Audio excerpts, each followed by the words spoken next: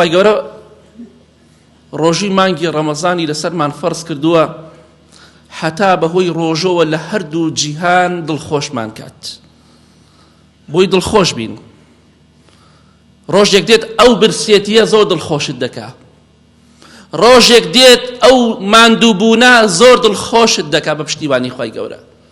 ئەڵێ خۆزگای زیاتر بە ڕۆژ بوومایە، خۆزگای مانگی ڕەمەزان لە ساڵێکا دووسێ جار بووایە، بەڵام ئێستا وا ناڵی.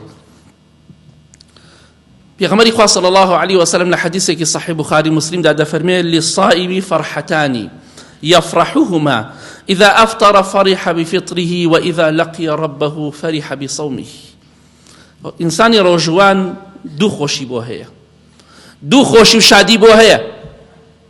یەکەمیان کاتێککە ڕۆژەکەی دەشکێنێ دڵخۆشە بۆی کە الحەمدولله بە ڕۆژوو بووم، الحەمدولله بە ڕۆژوو بووم. ئەمە دڵخۆشیە، ئێوارە دڵت خۆشە الحەمدولله ڕۆژوم شکان بە ئیزنی خوا. دووەمیش کاتێککە دەگەیتە خزمەتی خوای گەورە لە ڕۆژی قیامەتە دڵخۆشی بە ڕۆژوەکەت، زۆر دڵخۆش دەبیت، بە دڵنیایی پێت ئەڵێم. وعدی خوا پێغەمبەری خوایە صلی الله علیه وسلم ئەوەی بە ڕۆژوو بێ خوا دڵخۆشی دەکات لە دنیا و قیامەت.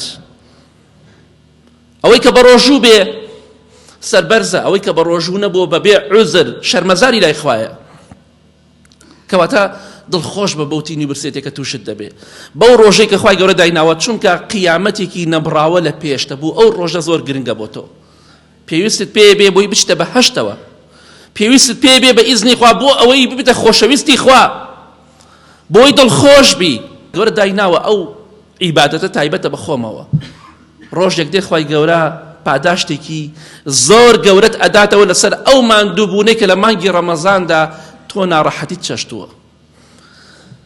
کەواتە بە ڕۆژوو بن بە ئیزنی خوا، دڵخۆشیش بن، چونکە دڵخۆشی بەدواوەیە.